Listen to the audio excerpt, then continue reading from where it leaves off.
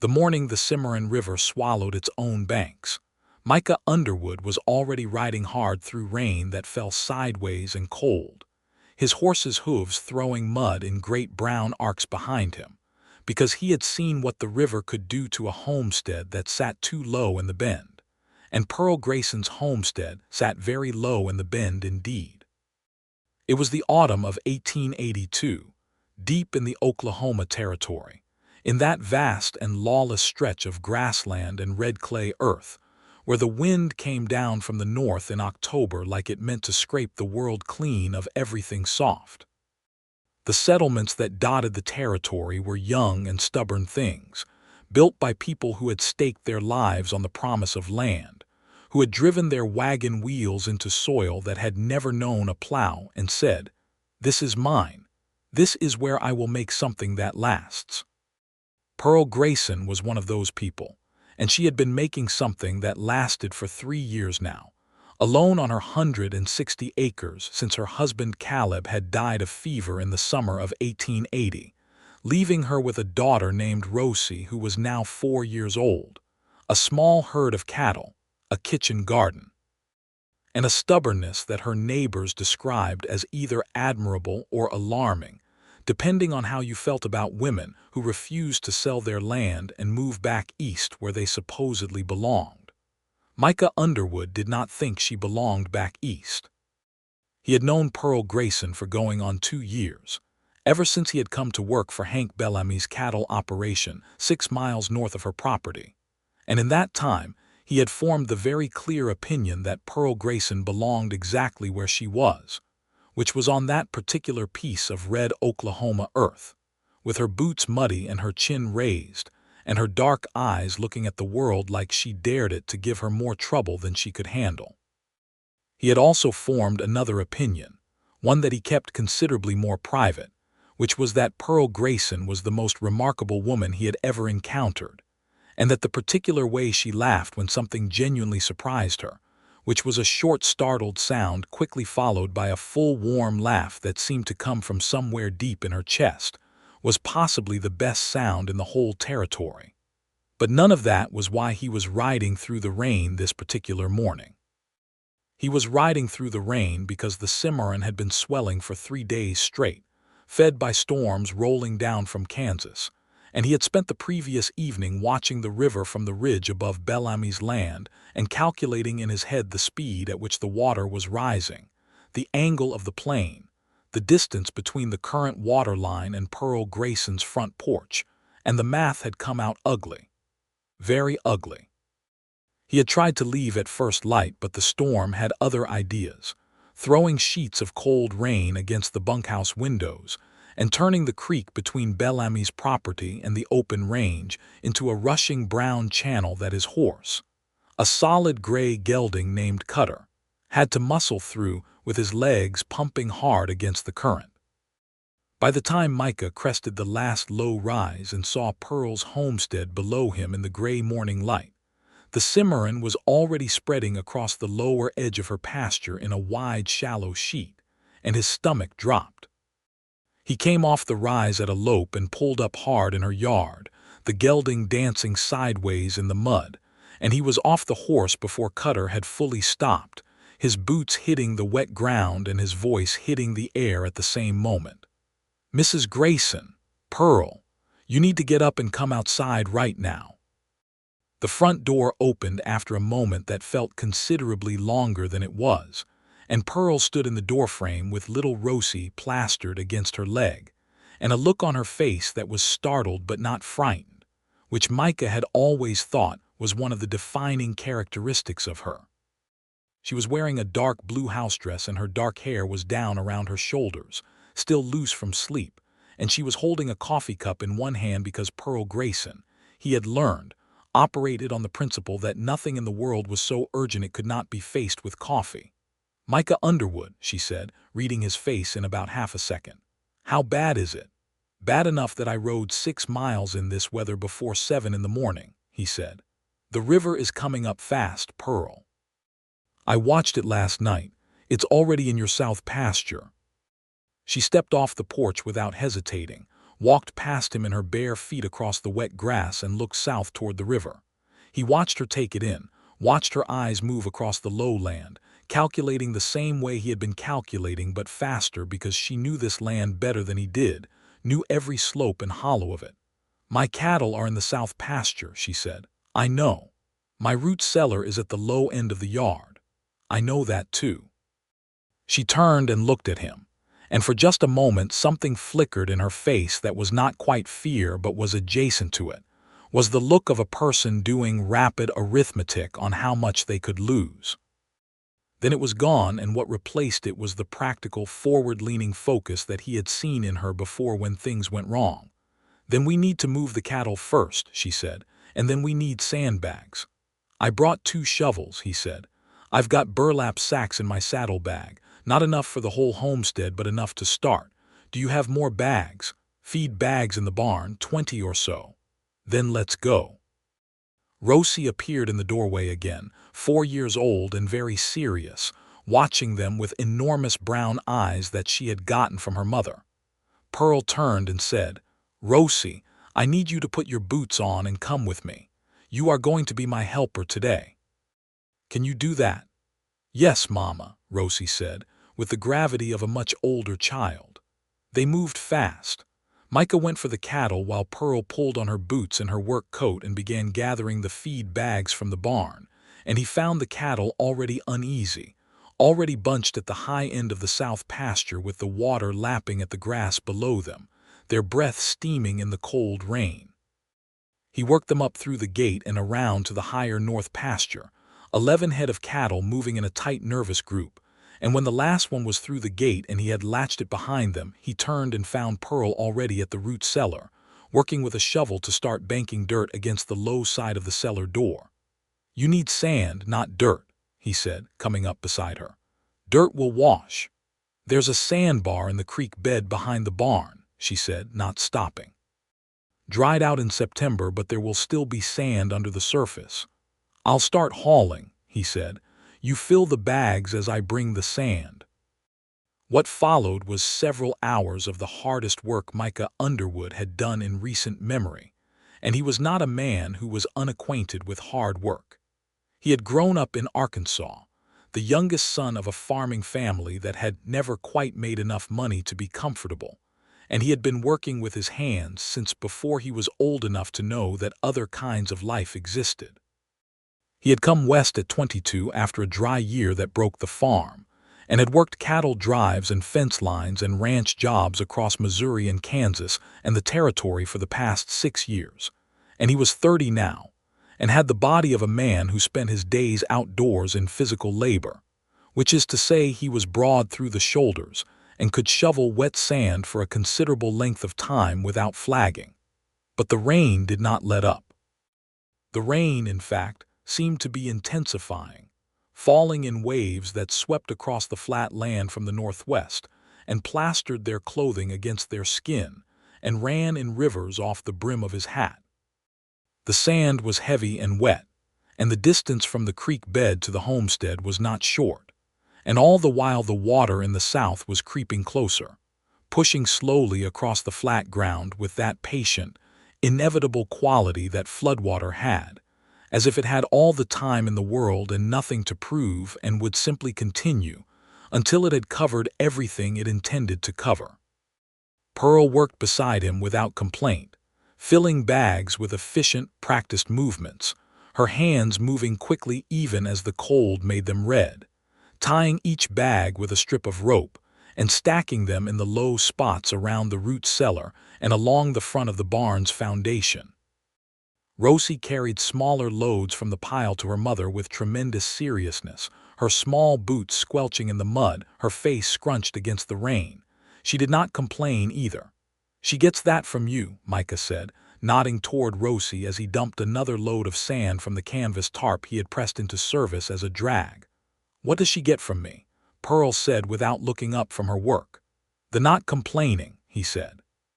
Pearl did glance at him then, a quick sideways look that had something warm and amused at the edge of it despite everything.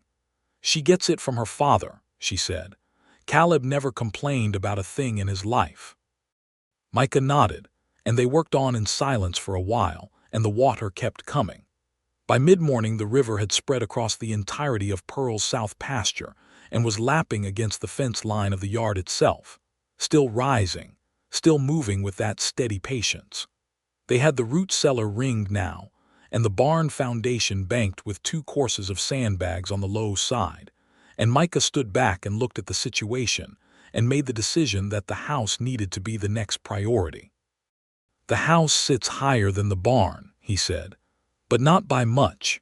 If the river keeps rising the way it has been, we've got maybe 2 hours before it starts coming across the yard." Pearl looked at the water line and then at the house and did not say anything for a moment. Micah could see the calculation happening behind her eyes, and he understood what she was calculating because he had been doing it himself. This house was everything she had. This was the house she had built with Caleb in 1879, the 2 of them raising the walls with help from neighbors who had ridden out from the nearest settlement. A house that was small but solid, built of good timber hauled 60 miles from the north, with a stone fireplace that Caleb had mortared himself, and a kitchen shelf that Pearl had painted blue, because she said a kitchen needed color to be a proper kitchen. "All right," she said finally. "The house." They worked on the house. They worked through the midday when the rain seemed to pause for about 20 minutes and then came back harder than before. They worked while Rosie sat on the porch with a piece of bread and butter that Pearl had handed her from the kitchen, watching the water in the yard with those serious eyes. They worked while the sky stayed that heavy iron gray that told you the storm was not a passing thing but a settled thing, a storm that had decided to stay for a while and meant it. There was a neighbor, Tom Farnsworth, who lived 2 miles east, and he came slogging through the water around noon with his hired hand, a Mexican man named Diego, who was one of the most capable people in the territory, and who could read the land and water better than most men twice his age. Tom was a big, red-faced man in his 50s with a genuine heart, and he arrived with his own shovels and a wagon load of sand he had been able to collect from a dry wash on his higher property. And the arrival of those 2 extra sets of hands and that wagon of sand was one of the finest things Micah had ever seen. "Heard the river was going to do this," Tom said, pulling up in the yard with water streaming off his hat brim. "Saw it yesterday afternoon from my north ridge. I've seen this river flood twice before. It can go fast once it makes up its mind." "Thank you for coming, Tom," Pearl said, and the genuine gratitude in her voice was plain to hear. "Wouldn't leave you short," Tom said simply. "That's not how we do things out here." That, Micah thought, was the truth about this territory and its people that the newspapers and the dime novels never quite got right. The land was hard and the law was thin, and things went wrong in ways that could end a person's whole enterprise. And because all of that was true, the people who lived here had developed a habit of showing up for each other that was less like charity and more like a basic understanding that nobody survived alone in a place like this. They worked through the afternoon, the 4 of them, building the sandbag lines higher around the house and the barn, shoring up the root cellar, redirecting the water flow away from the foundations where they could with channels dug in the yard. Diego worked with extraordinary skill, reading the water's movement and anticipating where it would go next, redirecting channels with small strategic cuts in the soil that sent the water along paths that kept it away from the buildings. Pearl matched him almost step for step, the 2 of them moving around the yard in an efficient and almost wordless coordination that made Micah think Pearl had more engineering sense in her than most men he had worked alongside. The water in the yard reached its deepest point around 4 in the afternoon, creeping across the grass in a slow, thin sheet that came to about 3 inches at its deepest and spread right up to the sandbag line along the house's north face. Micah stood in that cold, shallow water and watched it, watching for the telltale signs of whether it was still rising or had hit its crest, watching the way it moved against the sandbags. "Is it cresting?" Pearl said, coming to stand beside him. She was soaked through, her hair plastered to her face, her boots full of water. She had been working for 7 hours straight without stopping, and she looked exhausted in a way that she was doing her best not to show, her jaw set with that particular stubbornness that he had come to recognize as her version of digging in. "I think so," he said. "I think it's just about at its peak." She exhaled, not loudly, not dramatically, just one steady breath of relief that she let out slowly. He glanced sideways at her and saw her close her eyes for just a moment, and he felt something pull at the inside of his chest that he did not have an immediate name for. He had felt it before, in smaller ways, over the course of 2 years of being her neighbor in the broad territorial sense, of riding out to her place to fix fences she asked him about, and to help with the cattle when she needed an extra hand, of sitting at her kitchen table drinking that strong dark coffee, and talking about everything from weather to land prices to books, because Pearl read everything she could get her hands on, and she expected the people she talked to have opinions about what they read, which had caused Micah to start borrowing more books from the lending collection at the general store in Caldwell, so that he would have something worth saying when the subject came up. "Thank you for coming to warn me," she said, still looking at the water. "If you hadn't come when you did, I'd have lost the cattle, probably the root cellar too." "You would have figured it out," he said. "Maybe," she said, "but I would have figured it out slower, and on a day like today, slower costs you." Tom Farnsworth and Diego stayed through the dinner hour, and Pearl fed them all at her kitchen table, which required some creativity since cooking in a kitchen with water an inch from the sandbag wall outside was a slightly unnerving experience. But she did it with a composure that impressed all of them. She made a thick beef stew from the stores in the root cellar, which had stayed dry, and corn bread from the cast iron skillet that had been her mother's. And she set the table as if this were an ordinary meal, and not a meal eaten by 4 soaking wet people who had been fighting a river all day. Rosie sat next to her mother and ate her stew with the focused attention of a child who had worked hard and was now very hungry, and at one point she looked across the table at Micah with those serious eyes and said, "You came fast this morning." "I rode as fast as I could," he said. "Because the river was coming," she said. "That's right." She thought about this for a moment. "Good," she said, with great finality, and returned to her stew. Tom and Diego left after dinner, Tom promising to check on her tomorrow, and Diego tipping his hat to Pearl with a quiet formality that she matched with genuine thanks.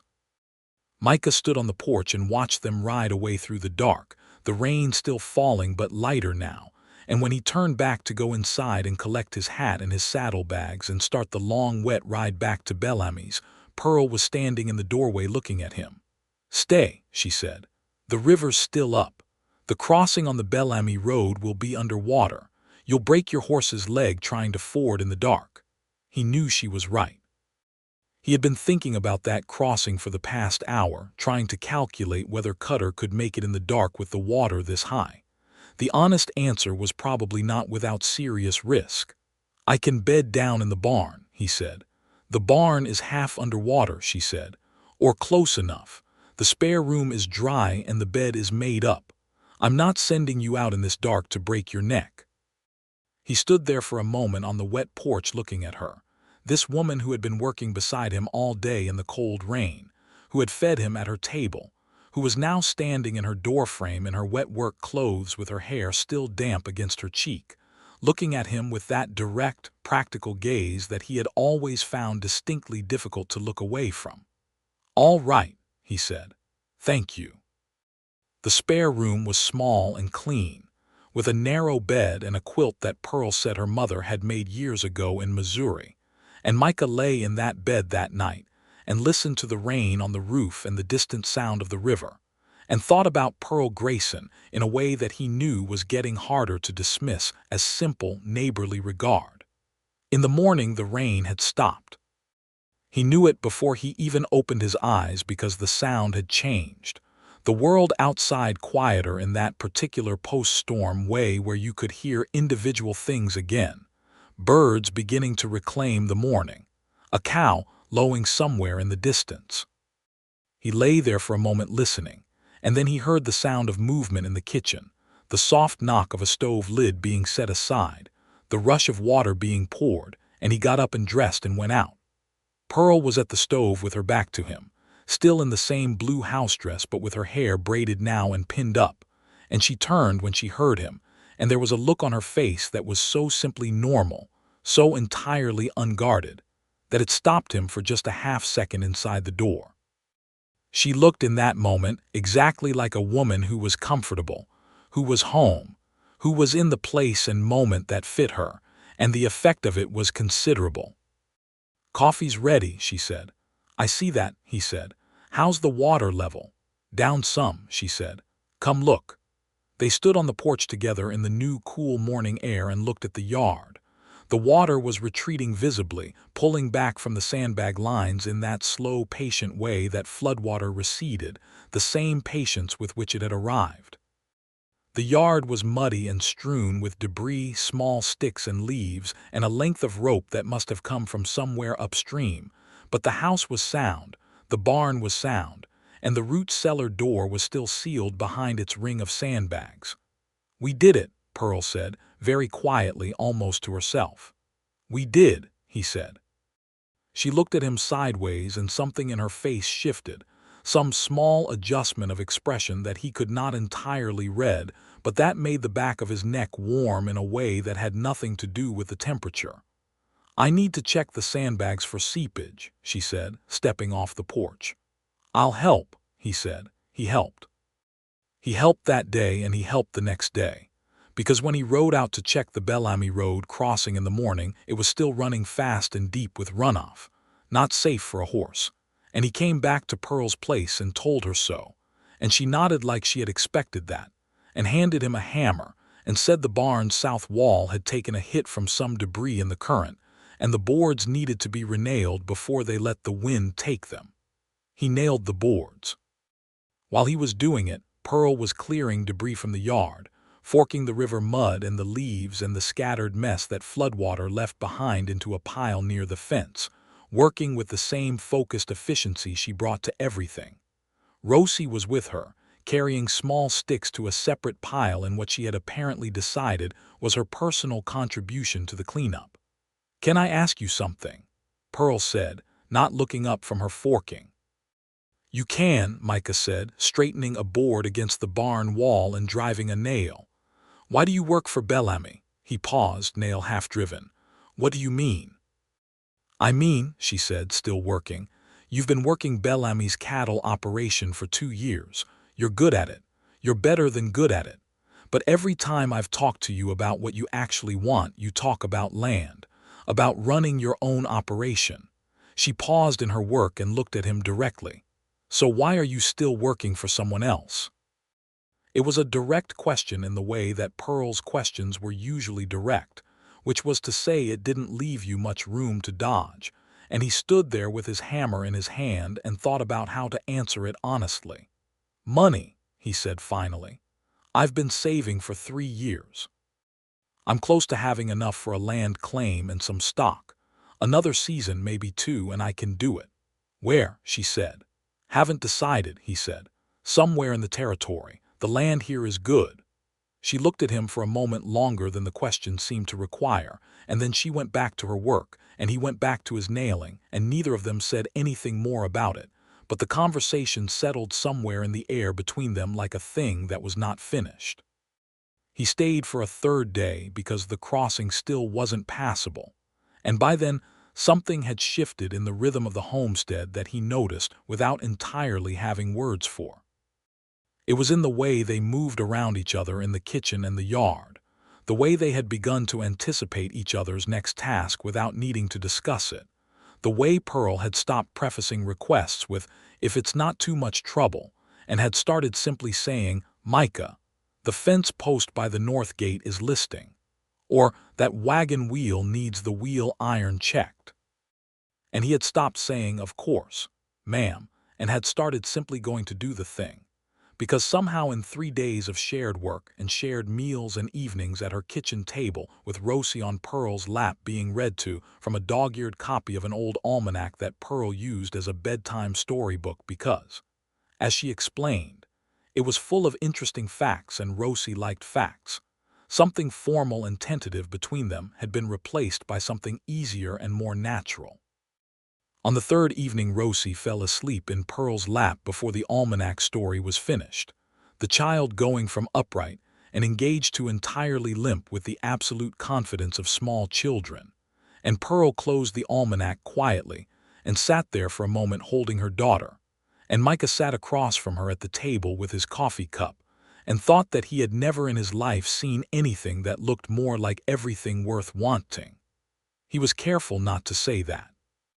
He was careful because Pearl Grayson was a widow who had been alone for 2 years and was managing a homestead by herself with a 4-year-old, and she had not indicated anything that gave him the right to assume, and he was not a man who assumed things he didn't have evidence for.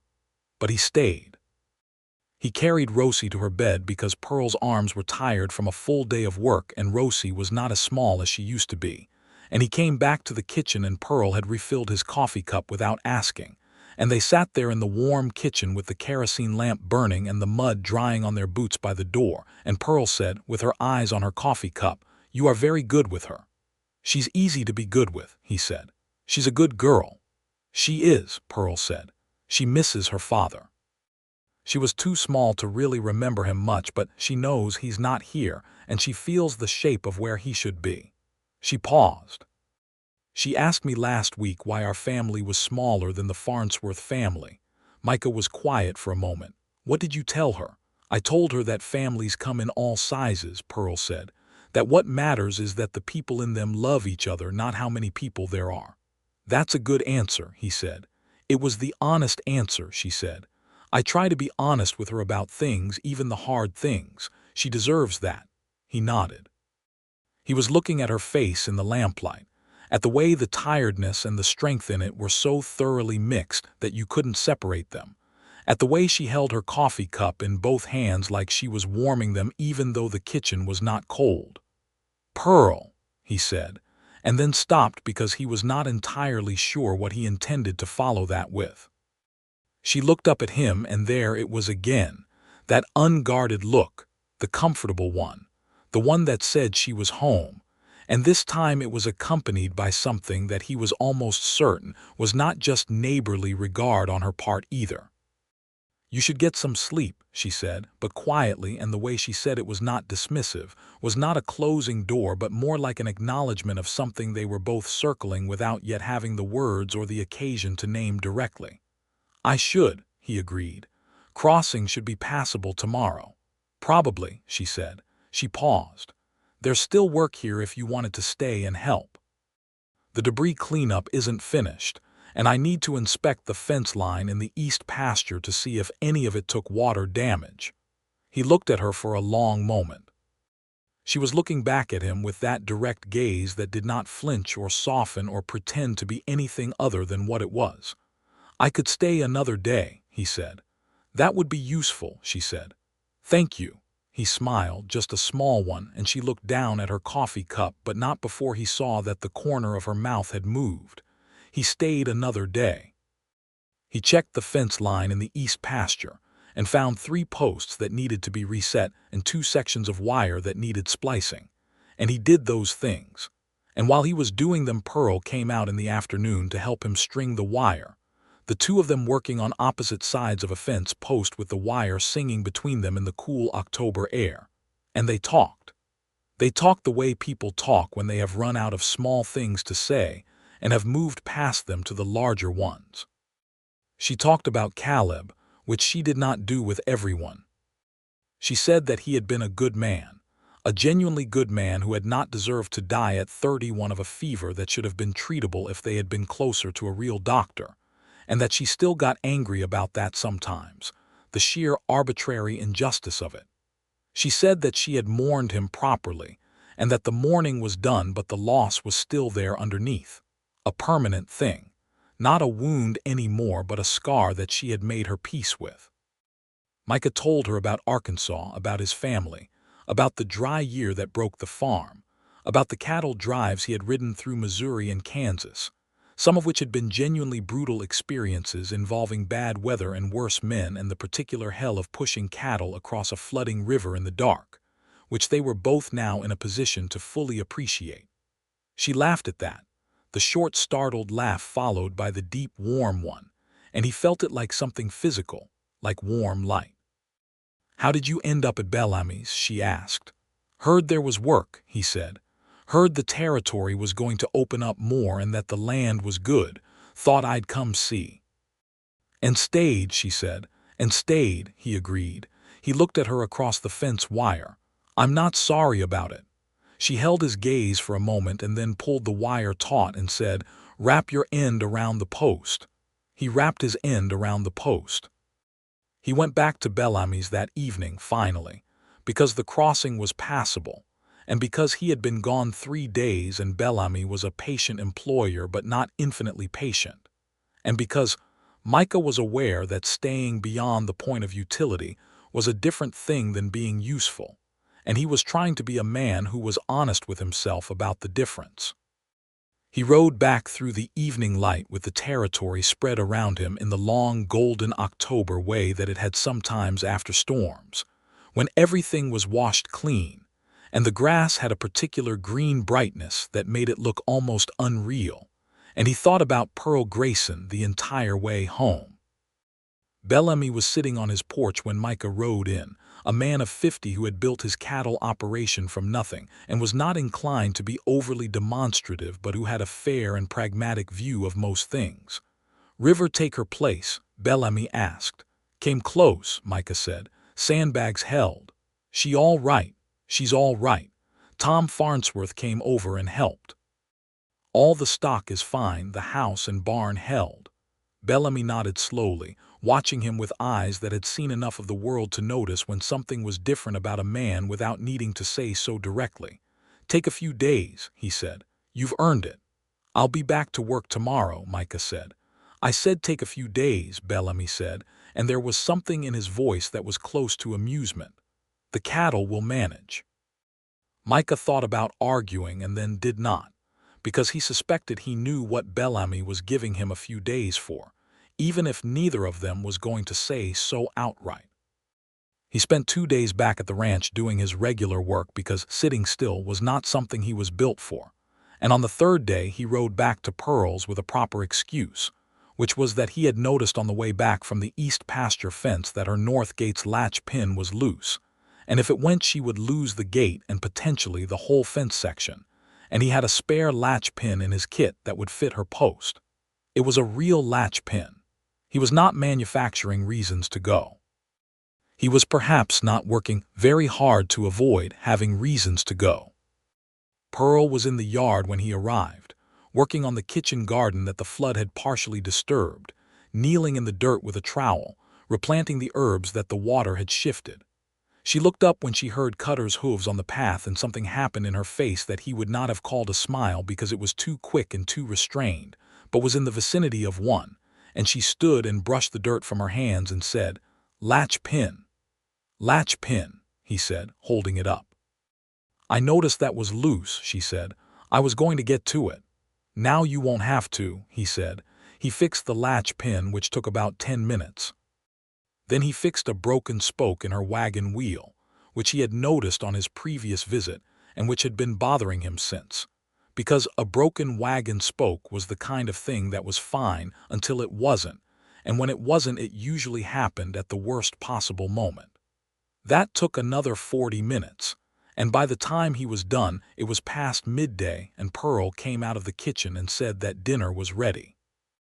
They ate at the kitchen table again, the 3 of them, Pearl and Rosie and Micah, and Rosie had clearly decided something about Micah Underwood over the course of the flood days, because she climbed onto the bench beside him rather than beside her mother, and proceeded to show him a drawing she had done with a piece of charcoal on the back of an old piece of newspaper, which depicted, as far as he could tell, 2 people standing in front of a house with a very large amount of what he hoped was floodwater around their feet. "That's you and Mama," Rosie said, pointing with a charcoal dark finger. "I can see that," he said seriously. "This is very good. You've got the sandbags right here."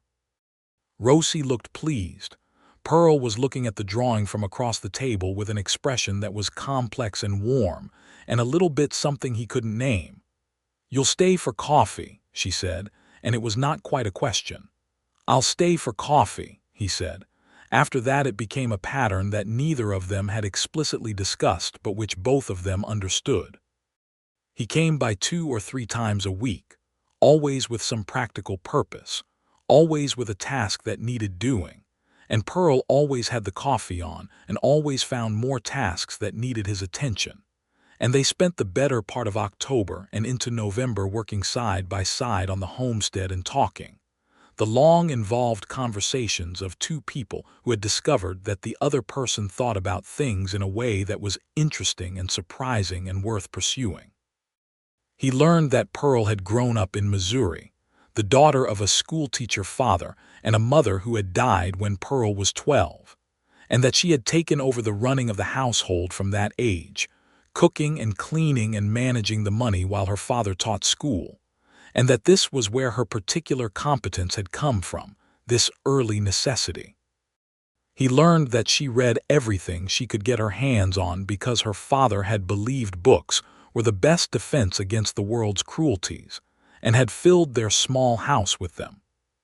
He learned that she had met Caleb Grayson at a church social in 1877, that he had been a quiet and steady man who made her feel safe in a way she had not felt safe since before her mother died, and that they had come west together in 1879, with everything they owned in a wagon, and the absolute conviction that they were going to build something that lasted.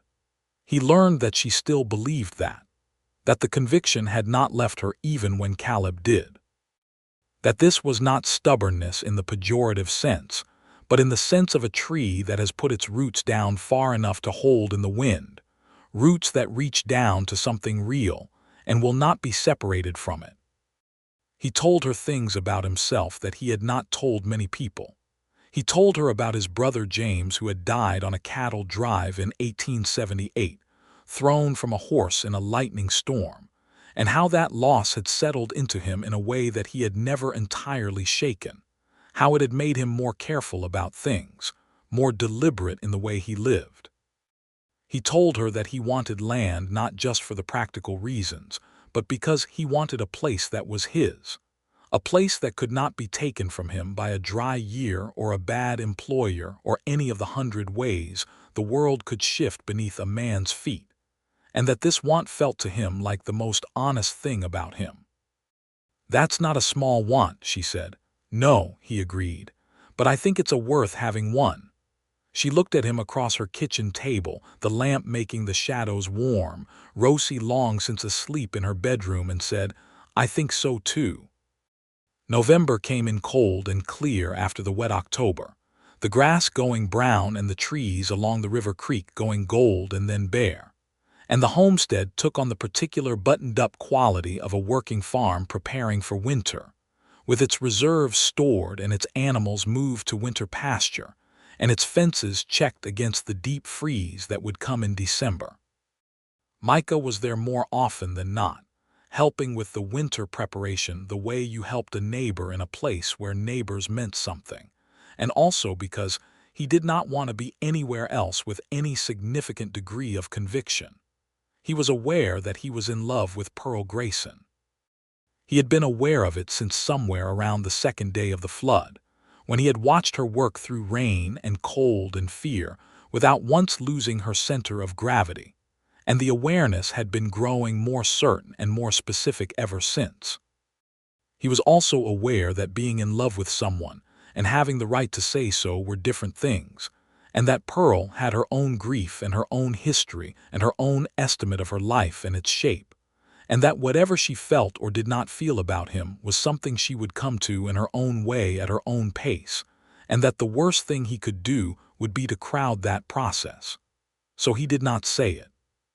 He showed up and he worked and he talked to her, and he was present in the ways that he was capable of being present, and he waited. Tom Farnsworth and his wife Clara were the ones who finally said it out loud, in the way that older married people in small communities often were the ones to say the obvious thing, because They had been around long enough to find patience for necessary conversations. Clara came to call on Pearl in mid-November, and Micah happened to be there fixing a stuck window frame that had swollen in the rain. And Clara sat at Pearl's kitchen table and drank coffee and said, with the cheerful directness of a woman who had been married for 30 years and had no time for ambiguity, "Pearl Grayson, that man is in love with you." Micah, on the far side of the wall with his plane and the swollen window frame, went completely still. There was a pause, and then Pearl said, "Clara." "I have eyes," Clara said comfortably. "Tom has eyes.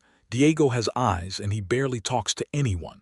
The man rode 6 miles in a flood to warn you and has been coming back every other day since.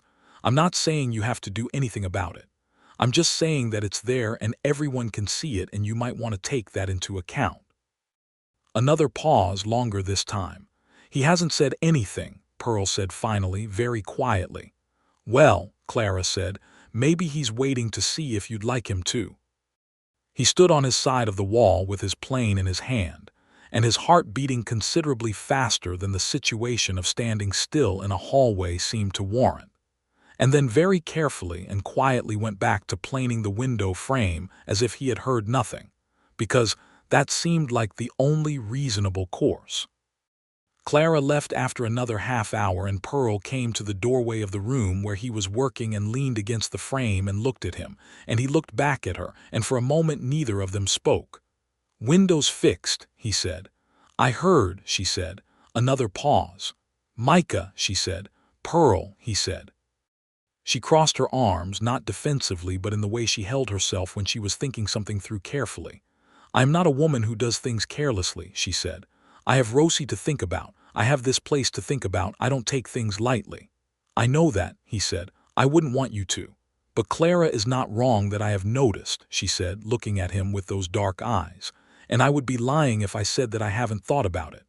"All right," he said carefully. "I'm not ready to make any declarations," she said. "But I'm not opposed to seeing where things go, if you're patient."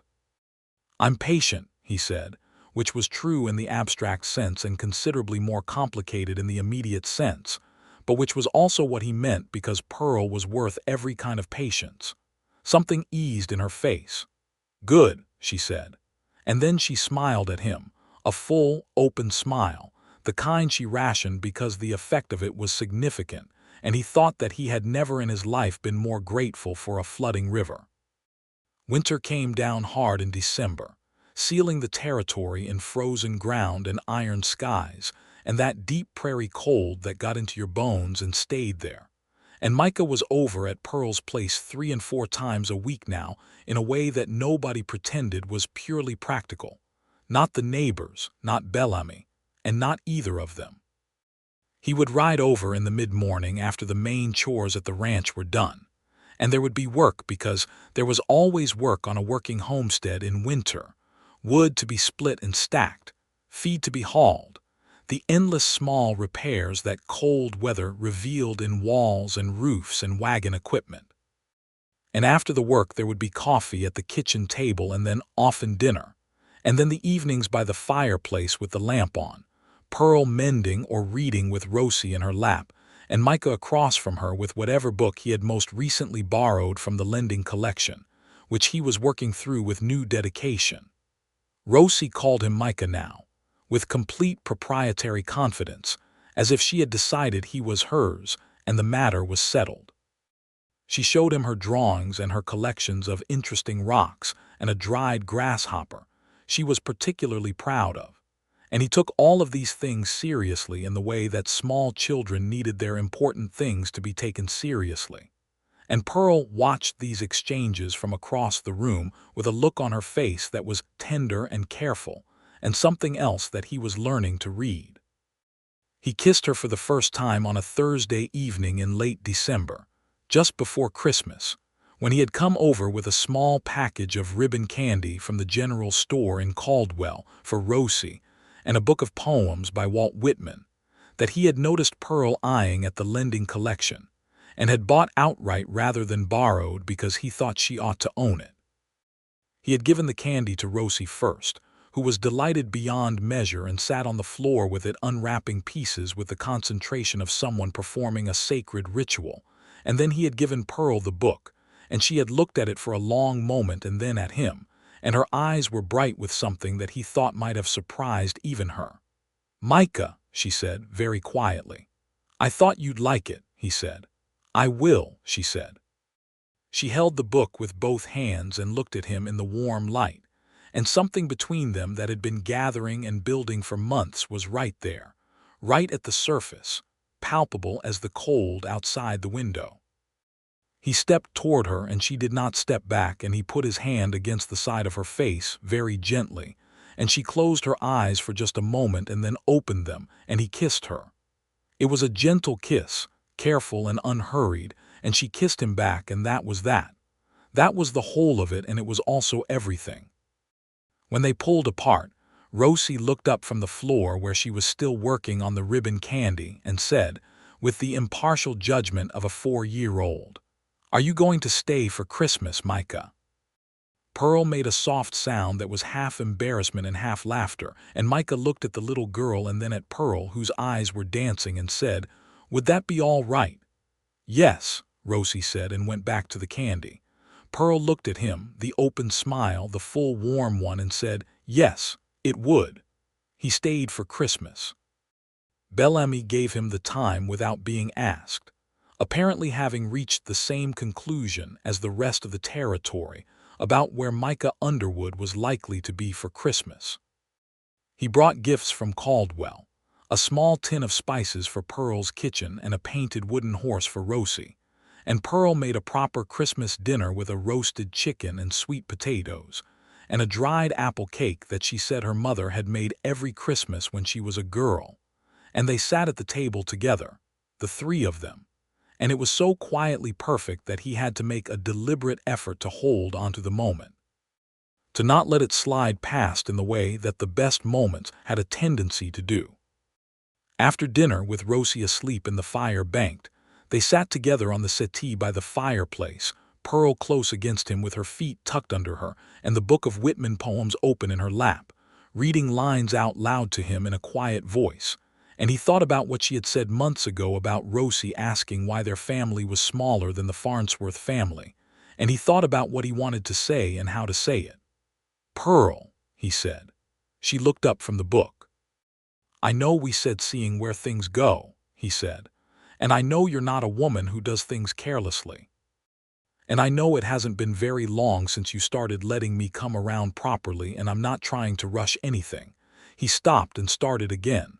"But I want you to know where I stand. I want to be honest about it because I think you deserve honesty and I think you can handle it." She was very still, watching him. "I am in love with you," he said, "completely and without reservation. I have been for some time. I'm not saying that to create pressure or to push you anywhere you don't want to go. I'm saying it because it's the truth and because I think you should know where I stand when you're deciding about things." The silence lasted long enough that he thought he might have said it too soon, moved too fast, miscalculated somehow. Then Pearl reached over and closed the book of poems and set it on the side table and turned to look at him fully, and her face was open and serious and warm all at once. "I love you," she said. "I didn't plan to. I was not looking for it, but there it is." He exhaled, not loudly but deeply, and she reached up and touched his face the way he had touched hers in December, with that same careful gentleness, and he turned his head and pressed his lips against her palm for a moment, and she leaned her head against his shoulder, and they sat there by the dying fire while the winter wind came down from the north across the territory, and everything outside was cold and dark and inside was very warm. January and February passed in the way that territory winters passed, slowly and hard, but with a different quality now, a quality of expectation and possibility that made even the gray days feel as though they were headed somewhere good. He came over every day now, or very close to it, riding the 6 miles from Bellamy's in the cold morning, and they worked and talked and ate together, and in the evenings there were more books and more conversations by the fire, and Rosie began asking when Micah was going to live at their house instead of riding back and forth, which was both charming and pointed. One evening in February, with Rosie tucked into her bed and the fire burning low, Pearl sat across from him at the kitchen table with her hands wrapped around her coffee cup and said, "I want to ask you something, and I want you to answer honestly, not kindly." "All right," he said.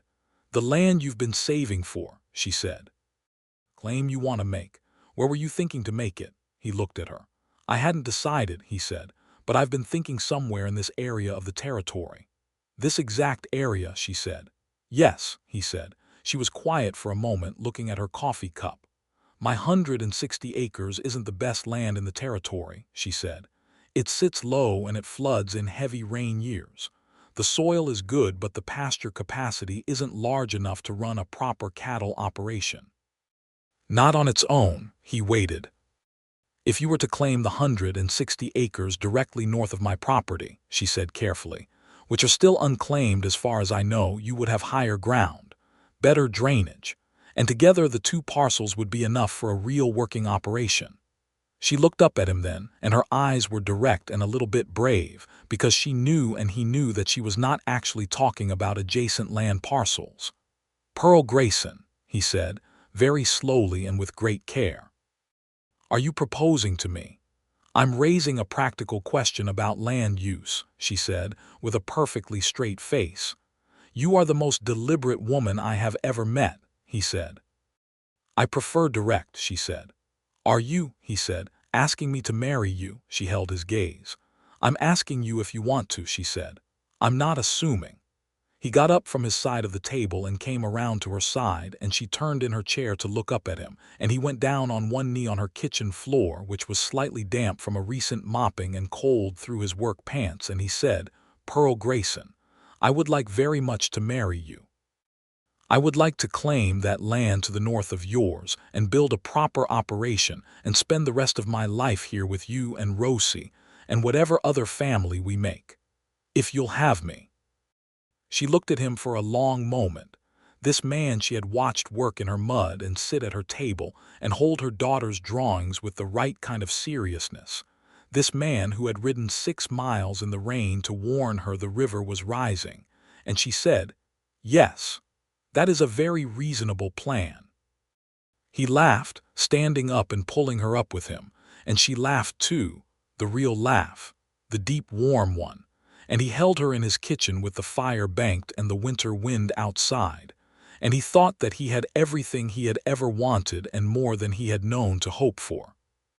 They were married in March of 1883, when the territory began to show its first green, with Tom and Clara Farnsworth and Diego and Bellamy, and a dozen other neighbors present, in a small ceremony conducted by a traveling minister who came through on his circuit every few months, and who performed the service in Pearl's yard under a cold blue sky.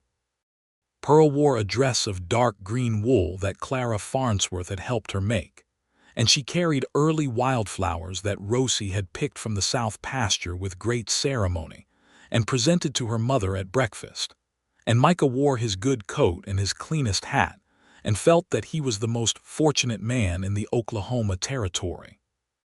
Rosie was the flower girl and took the responsibility with her characteristic seriousness, walking ahead of her mother with the container of flower petals and distributing them with precise care, one by one, in a perfectly straight line, which was perhaps not exactly traditional but was very Rosie. After the ceremony and the dinner that Clara and the neighboring women had contributed to in the communal way of the territory, when the guests had ridden home, and the yard was quiet in the cold evening air, Pearl stood on her porch, their porch now, and Micah came to stand beside her, and they looked out at the land together, their land together, the south pasture where the river had come in October, the north pasture where the cattle grazed, the sky above it all going rose and gold with the setting sun. "No regrets," he said. She looked at him with those dark eyes and something in them that was so entirely certain it made the question feel almost unnecessary. "No regrets," she said. "Good," he said. "Neither have I." He had filed the claim on the north parcel in February, and Bellamy had given him a fair price on 12 head of cattle to add to Pearl's existing herd, a parting gift of sorts, because Bellamy was a man who respected solid choices, and Micah Underwood marrying Pearl Grayson was the most solid choice Bellamy had seen made in the territory in a considerable while. The operation they were building was still small, still a thing that needed years of careful work before it would be what it was going to be, but it was real, and it was theirs, and it was on land that was good. Spring came on properly in April, the territory bursting into that extraordinary green abundance that it achieved for those few weeks before the summer heat arrived, the grass coming in thick, and the wildflowers running in purple and yellow across the upland meadows, the river down in its banks, and running clear in the way it ran when it was behaving itself. Micah and Pearl worked through the spring side by side, building the operation, expanding the pasture capacity, working on the fence lines of the north parcel, and talking, always talking, about what they were building and where it was going and what they thought about everything from land management to politics, to the particular injustice of the territory's treatment of the peoples who had been here long before any homesteader drove a stake into the ground. That was one of the things he had come to love about Pearl, that she thought about those things, that she was not the kind of person who simply accepted the arrangements of the world as given. She talked about the 5 tribes whose land the territory had originally been, whose sovereignty was being steadily undermined by the same settlement pressure that had brought her and every other homesteader here. And she said that she did not know how to hold both things at once, the love for her own place and the knowledge of whose place it had been, but that she thought you had to hold both rather than letting go of either one, because letting go of the second would make you dishonest, and letting go of the first would leave you nowhere. He agreed with her. He had seen enough of the territory to understand that the story of the West was not simple, was not the story of empty land waiting to be filled that the government told when it wanted to sell land claims, but was the story of land that had been emptied by force and was now being filled by people who had, for the most part, very little to do with the emptying but whose presence was part of its continuation. It was a heavy thing to sit with, and he sat with it, and was glad to be with a woman who insisted on sitting with it too. In June, Pearl told him she was pregnant, sitting at the breakfast table on a Tuesday morning with a directness that was entirely characteristic of her. "I think we are going to need to build a second bedroom," she said, handing him his coffee. He set the cup down and looked at her, and the expression on his face was something she told him later she had never forgotten. "Pearl," he said. "A baby," she said, with a smile that was private and warm and a little overwhelmed at once. "Due in winter, I think, January or February." He came around the table and held her, and she let him, putting her face against his shoulder for a moment in a rare and complete surrendering to the moment. And he thought of everything that had brought them here, the flood and the sandbags and the coffee cups and the fence wire and the long winter evenings, and felt that the weight of it was exactly right. They built the second bedroom over the summer, Micah doing the main construction with help from Tom Farnsworth and Diego on the weekends, adding onto the east side of the house where the space allowed. It was a good room when it was finished, with a window that looked out over the east pasture toward the morning light, and Pearl painted the window trim blue to match the kitchen shelf, because she said the new room needed color to welcome whoever was coming. "What if it's a boy?" Rosie said, with the air of someone raising a philosophical concern. Rosie was 5 now, and in the process of developing very clear opinions about everything. "Boys need color too," Pearl said.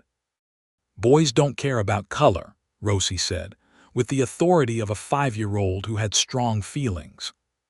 "This boy or girl will have good taste," Micah said, from the floor where he was planing the threshold, "because they will be your sibling and you have excellent taste."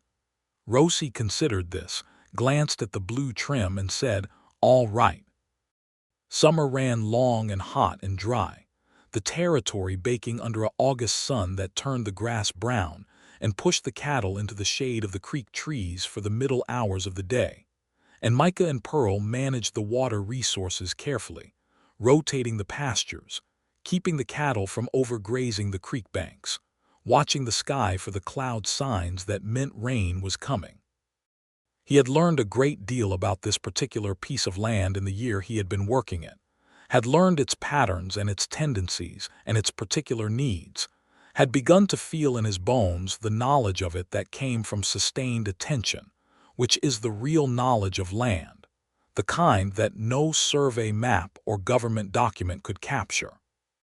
Pearl grew round with the pregnancy through the summer and into the fall, still working, still fully herself in all the ways that mattered, still sharp and direct and funny in that dry, quiet way she had, still reading everything she could get from the lending collection and having opinions about it, still kneeling in the kitchen garden or walking the fence line, just doing all of it with a growing complication of movement that she managed with the same composure she brought to everything else. She let him help her in ways she would not have let anyone help her before, which he understood was not just practicality, but also trust, the particular trust of letting someone see you when you were not managing everything perfectly. October came, a year now since the flood, and the Cimarron was running high again after a wet September, but not nearly as high as the previous year. And Micah stood on the south pasture fence and watched the river with the proprietary attention of a man who had reason to watch it carefully, and calculated that they were fine, that the sandbag walls were still in place and had been reinforced through the summer as a precaution, and that the river was not going to trouble them this year. He told Pearl, and she nodded and said, "I had a feeling it would be all right. The sandbags helped," he said. "They did," she said. "You helped." He looked at her across the fence, this woman who was his wife, who was carrying their child, who was standing in the October light with her dark hair loose around her shoulders because she had come out to the fence quickly, who was looking at him with that direct and certain gaze. "I wasn't going to not come," he said. "When I saw the river that morning, I wasn't going to let you face it alone." "I know," she said. "I knew it even then a little, that you were that kind of person." "What kind?" he said. "The kind who comes," she said. "Not everyone does." He climbed through the fence and came to where she was standing, and put his arm around her, and she leaned against him, and the Cimarron ran below them in the October light, well inside its banks. The baby came in January, as Pearl had predicted, during a cold spell that locked the territory in ice and turned the sky white, with Clara Farnsworth there as the midwife, having come over 2 days earlier when Pearl said the time was getting close. Micah spent the better part of 12 hours in the main room of the house, listening to the sounds from the bedroom, and being quietly out of his mind with worry in the way that all husbands were in those circumstances, which Clara had seen many times and dealt with by giving him tasks, sending him for water and for more wood and then for more water, and then to check on Rosie, who was at the Farnsworths, for the duration. When the cry came, thin and furious and very alive, he was so relieved that he had to sit down. Clara came out smiling and said, "You have a son." He sat there for a moment and repeated that back to himself, a son, and then he went in to see Pearl, who was exhausted and luminous at once the way new mothers were, holding a small, red-faced, indignant creature wrapped in the white flannel blanket they had prepared months ago. "He's angry about something," Pearl said, looking at the baby with an expression of total, helpless love. "He just got here," Micah said. "Give him time." He sat on the edge of the bed, and Pearl handed him the baby, and he held his son for the first time, this small, furious person who was already looking at the world with an expression of profound dissatisfaction that suggested he had opinions, and he thought that he was going to spend the rest of his life making sure this child had every possible opportunity, and that he was going to do it alongside Pearl Grayson Underwood in this place they had made together, and that nothing in his life before this had prepared him for how complete this feeling was. "What shall we call him?" Pearl said. They had discussed names. He had suggested several, and Pearl had vetoed most of them with the calm finality she brought to decisions she had already made up her mind about. "James," he said, "after my brother." Pearl looked at the baby and then at him and reached over and put her hand against his face, that same gesture, that same careful touch. "James," she said. "Yes, that's right." James Underwood opened his eyes in that unfocused newborn way and appeared to consider the name, and then went back to being indignant about his general situation, which they both took as acceptance. Rosie came home from the Farnsworths the next morning and was brought in to meet her brother with the ceremony the occasion deserved. She stood by the bed and looked at James with the serious evaluating expression she brought to important matters, and then she said, "He is very small." "He is," Pearl agreed. "He will get bigger." "I was that small," Rosie said. "Smaller," Pearl said. Rosie absorbed this. Then she looked at Micah and said, "Can I hold him?" "When you sit down and very carefully," Micah said. "Yes."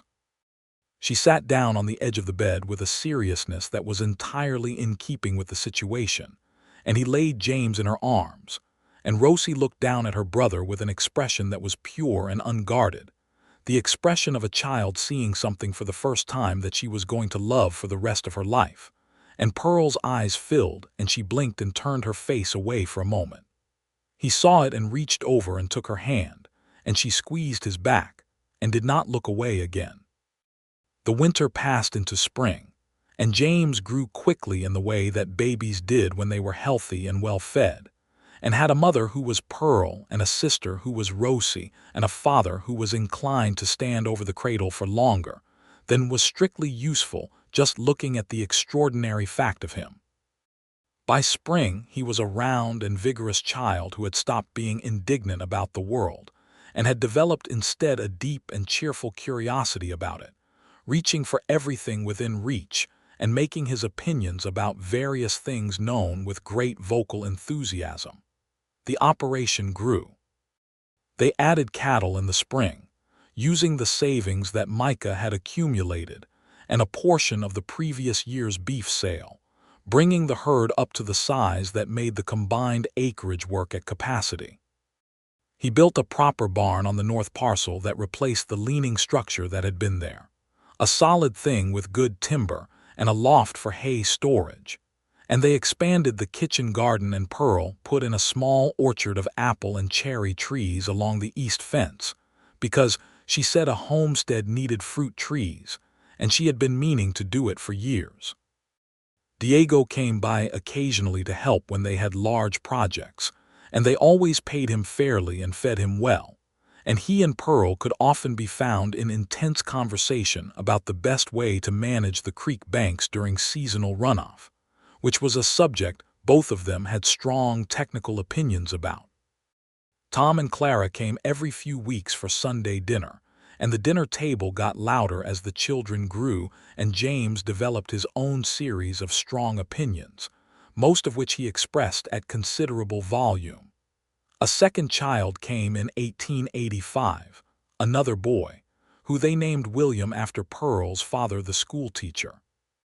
William was different from James in the way that second children were often different, quieter and more watchful, observing everything from his characteristic position of slightly amused detachment, and Pearl said he was exactly like her father, which meant he would end up teaching school somewhere probably, and that was fine because the territory needed teachers. Rosie, who was 7 when William was born, received this second brother with the pragmatic composure of a girl who had already rearranged her expectations once and was prepared to do it again. She declared that she was in charge of both of them and that they would listen to her, which was largely accurate as they grew, partly because Rosie was a naturally compelling person, and partly because both boys were in some degree of awe of their older sister. The years that followed were good years, built years, the years of a family growing into itself and into its place.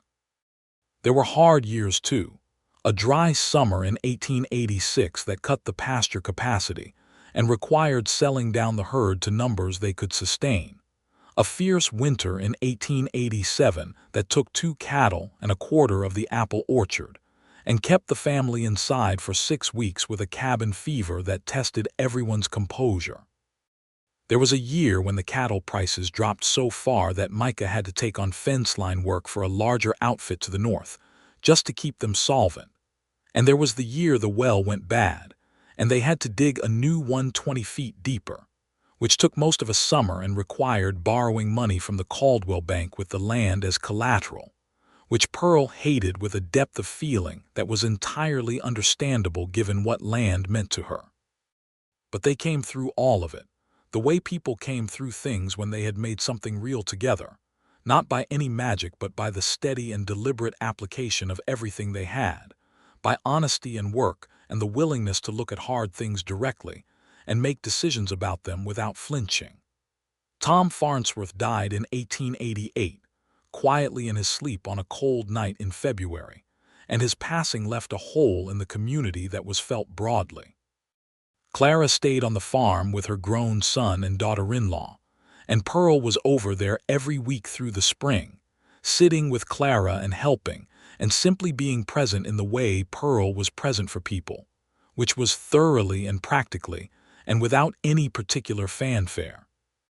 It was in the days after Tom's funeral that Micah watched Pearl with a particular attentiveness, not worried about her exactly, but aware that Tom's death had moved something in her that had to do with Caleb, with the way loss stacked up in a life, and the question of how you held it. He did not push her to talk about it, but made himself available in the way he had learned to make himself available to her, which was by being near and steady, and not pretending that hard things were fine when they were not. One evening she said, sitting by the fire with William asleep in his bed and James long since out cold and Rosie reading by the lamp, "I think about Caleb sometimes, still. Tom's death brought it back." "That's not surprising," he said. "I know you know about it," she said. "That's not what I'm trying to say." She was quiet for a moment. "I'm trying to say that I hold all of it, Tom and Caleb and my mother and James's brother, all of the people we've lost. And I hold all of this." She gestured at the room at the house at the sound of sleeping children. "And it doesn't feel like a contradiction anymore. It just feels like the whole of it, the whole of what a life is." He thought about that. "That seems right," he said. "Clara said Tom died happy," Pearl said. "That he said, right before the end, that he had had a good life. She said she wanted to be angry at him for leaving, but she couldn't be because he was right." "He did have a good life," Micah said. "He was a good man who lived it well." "I want that," Pearl said. "I want that to be true for us at the end of it." "It will be," he said, with the certainty he felt it with. She looked at him across the fire. This woman he had loved for years now, the lines of her face more established now in her 30s, the dark hair that had begun to show a first silver thread at the temple that she wore with complete indifference, the eyes that were exactly as they had always been, direct and dark and full of that particular intelligence that saw things clearly and chose to see them anyway. "You came to warn me the river was rising," she said, with the private smile she had for things that were theirs, things that only they fully shared. "I did," he said, "and stayed to sandbag the homestead," she said. "And stayed," he agreed. "And we're still there after the water fell," she said. He held her gaze across the firelight. "I will always be here after the water falls," he said. "That is not going to change." She reached over and took his hand, and they sat together while the fire burned and the wind came down from the north, and the children slept in their rooms, all the family they had made in this place, on this land that had once been nothing but a promise and was now the whole of their lives. In 1890, when James was 7, and William was 5 and Rosie was 12, and developing the formidable personality that was going to make her either a leader of some kind or a considerable challenge to whoever was leading, Pearl told him over breakfast that she was pregnant again. He looked at her over his coffee cup and she looked back at him, and both of them were aware at the same moment that this was the kitchen table where she had told him about James in 1883 in essentially the same manner, the same directness, the same practical framing. "We are going to need to think about the sleeping arrangements," she said. "We are," he agreed. "Are you well?" "I'm very well," she said, and meant it. "Good," he said. He stood up and came around the table and kissed her, and she smiled against his mouth. "Breakfast is going cold," she said. "It can wait," he said. She laughed. The third child was a girl, born in the summer of 1890 when the territory was green and warm and the apple trees had come back fully from the 1887 winter and were producing their first real crop of fruit. They named her Clara, after the woman who had sat at Pearl's kitchen table and said out loud the thing that needed to be said, and who was still very much alive at 62 and thoroughly approved of the name and the honor.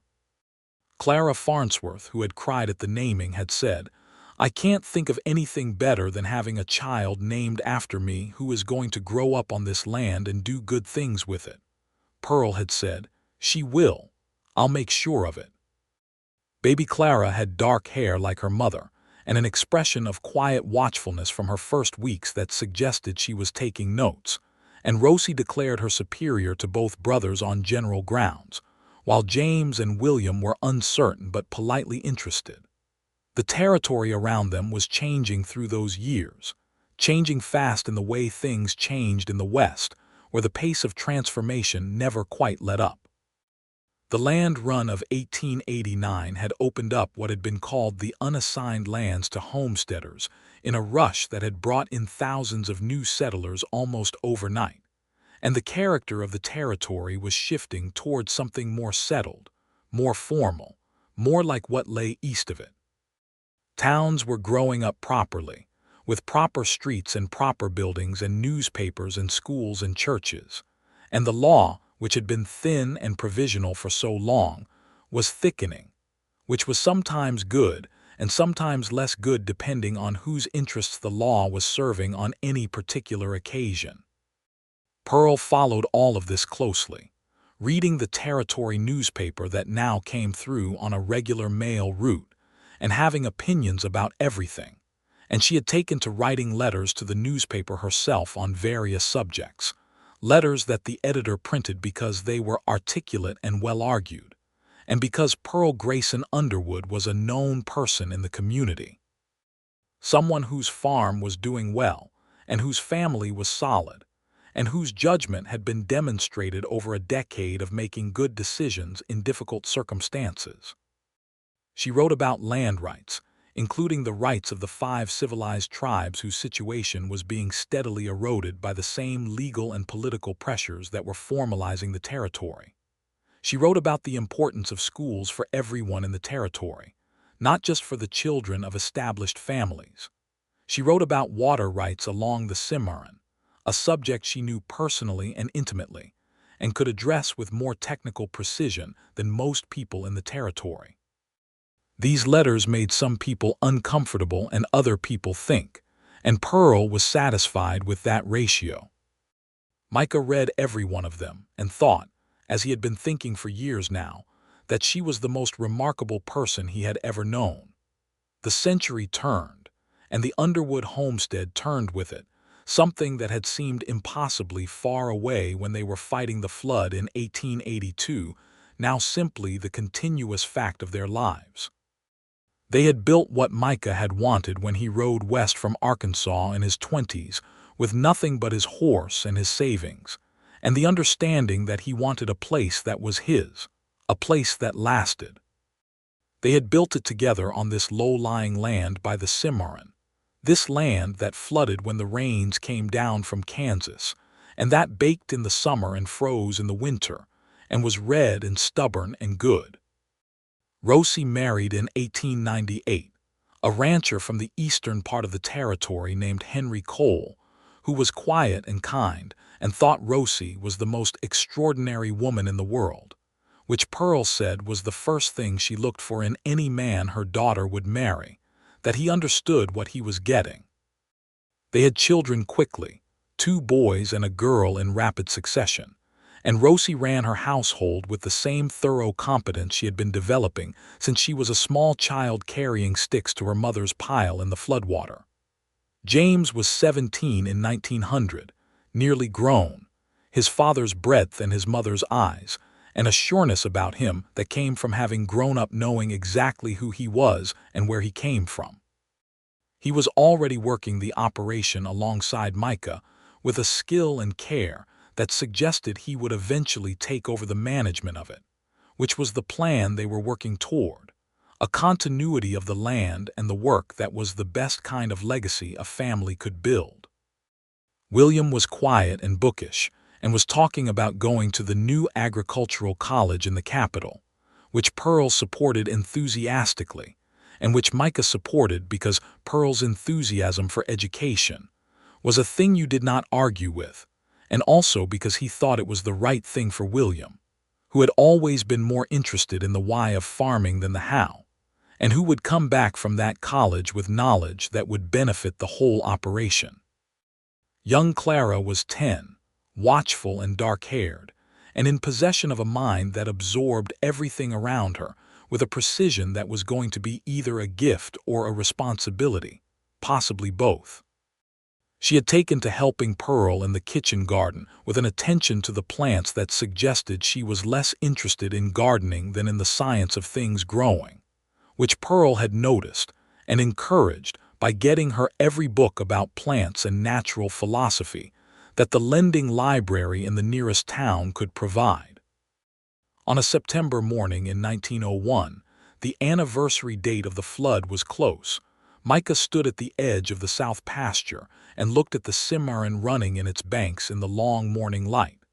The river was not threatening anything today. The river today was the version of itself that was simply beautiful, moving clear over the redstone bottom, the cottonwood trees along its banks going their first touch of yellow, the air above it full of the particular morning quality that this time of year had in the territory, clean and cool, and full of the smell of grass and turning leaves. He heard her coming before he saw her, the sound of her boots in the grass, and then Pearl was beside him, handing him a cup of coffee the way she had been handing him cups of coffee for nearly 20 years and standing with him looking at the river. "Still here," he said. "Still here," she agreed. He put his arm around her and she leaned against him, and they stood at the fence together in the September morning, the same fence they had been working on when she had told him she was not opposed to seeing where things went, the same south pasture where the flood had come in 1882, the same river that had sent him riding through the rain with his shovel and his burlap sacks, and the very clear intention of not letting her face it alone. "Rosie is coming for Sunday dinner," Pearl said. "She's bringing the children." "Good," he said. "James said he's going to show the boys how to work the cattle." "Lord," Pearl said, "those boys are going to come home muddy." "Probably," he said. He looked down at her. "Are you happy?" She looked up at him, and there was no hesitation in her face, no calculation, no weighing of the question against some other version of things. "Yes," she said, "completely." He kissed her there at the fence in the September morning, and she kissed him back with the certainty of a woman who knew exactly where she was and chose to be there. And the river ran below them, steady in its banks, holding to its course, the way good things did when they had found their proper place in the world. Young Clara came running across the pasture from the house with her hair loose and her boots not quite laced, calling that William had gotten a letter from the agricultural college about his enrollment, which meant William was standing in the kitchen reading the letter right now with that quietly pleased expression he had when things went as he planned. And behind Clara came James on his way to check the cattle, long-legged and easy-moving in the way of young men who had grown up on land and felt at home in it. Lifting his hand to his parents at the fence, in a wave that was casual and affectionate all at once. Pearl pulled back from Micah's kiss and looked at her family coming across the morning pasture toward her, this family that had started with a flood and a man who came to warn her, who had stayed to sandbag her homestead, who had been there still after the water fell, who was standing beside her now with his arm around her at the fence in the September light. And she felt the whole of it, the fullness of everything, the way it sometimes arrived not as a grand moment, but as a quiet, ordinary one. A cup of coffee and a river and a man you loved beside you, and she thought that this right here, was what everything had been for. "Come on," she said, taking his hand. "Let's go see William's letter." They walked back across the south pasture together toward the house, their house, through the September morning, through the grass that was still green and good, past the apple orchard that Pearl had planted 20 years ago and that was heavy with fruit every year now, toward the blue-trimmed windows and the kitchen where the coffee was always strong and the table was always full. And above them the sky was the deep clear blue that the Oklahoma Territory produced on its best days. The kind of blue that made you believe the world was generous, and it was. It was, in fact, everything they had made it, everything they had built from a flood warning and a shared shovel and a winter fire, and the particular grace of two people who had looked at each other clearly and honestly, and decided that what they saw was worth staying for. The Cimarron ran below the south pasture, patient as ever, neither threatening nor retreating, simply there the way it had always been there, the way the land was there, the way Pearl and Micah were there, rooted in this red clay earth beside the rising and falling river, in this place they had chosen, in this life they had made, which was as solid and as enduring as anything the territory held.